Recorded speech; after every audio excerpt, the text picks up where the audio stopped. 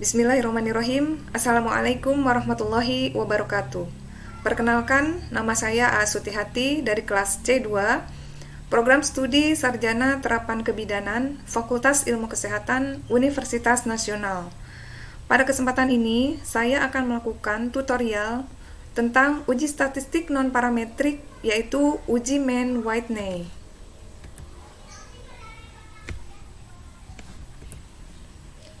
Uji Mann-Whitney adalah salah satu uji statistik non-parametrik yang digunakan untuk uji sampel bebas atau independen yang berjumlah 2 sampel serta keduanya tidak saling berhubungan satu dengan yang lainnya.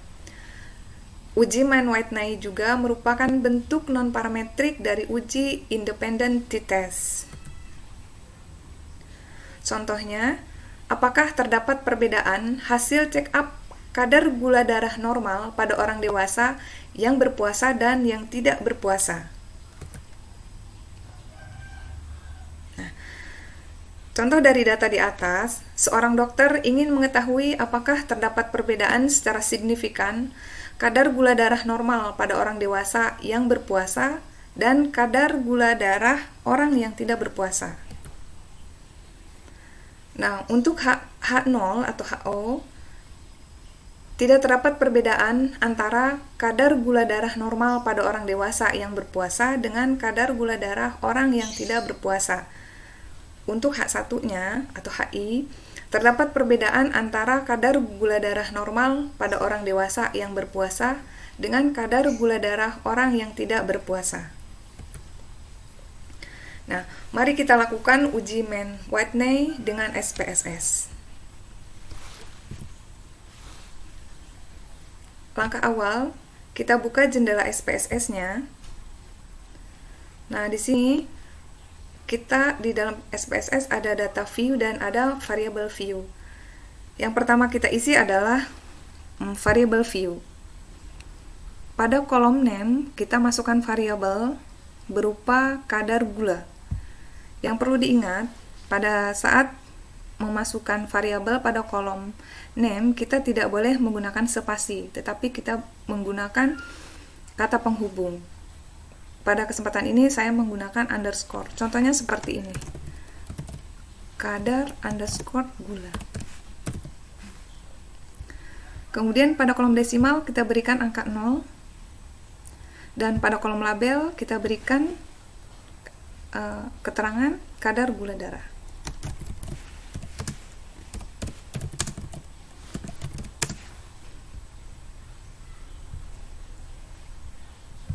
Untuk kolom lainnya sudah selesai, kita biarkan saja. Kemudian pada baris kedua pada kolom name kita masukkan kelompok.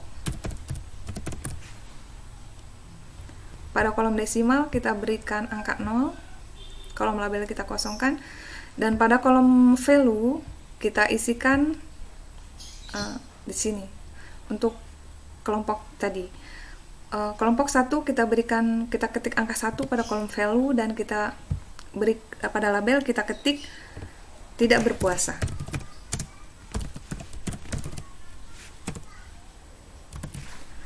Kita klik add, kemudian value yang kedua kita ketik angka 2 dan pada label kita beri keterangan berpuasa. Klik add. Sudah ada 2 kelompok, kita klik OK. Nah, ketika variabel view sudah terisi variabel seperti ini, kadar gula dan kelompok, selanjutnya kita isi data view. Data view yang kita ingin isi adalah kadar gula dan kelompok. Nah, untuk data yang akan kita masukkan ke data view, saya sudah siapkan dalam bentuk Excel. Kita akan copy ke dalam SPSS. Seperti ini, saya memiliki 25 responden ya, kita masukkan ke dalam SPSS, ke dalam data view, kita paste di sini. Nah, dari data view ini yang sudah kita isi, ini ada 2 kelompok, kelompok 1 dan kelompok 2. Kelompok 1 yang dimaksud adalah tadi kelompok yang tidak berpuasa dan kelompok 2 adalah kelompok yang berpuasa. Nah, dari data ini kita bisa melakukan analisis data dengan cara klik analyze. Kemudian kita klik non-parametric test. Kemudian kita klik legasi dialog dan kita klik to independent scale.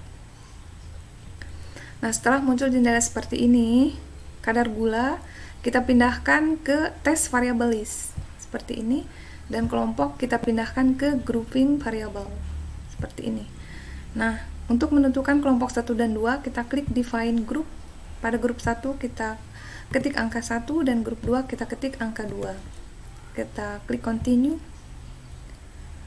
Sudah seperti ini. Pada tes tipe kita lihat main white NEU-nya sudah tercentang, maka kita klik OK. Nah, akan muncul hasilnya seperti ini. Main white night test, ada rank dan tes statistiknya.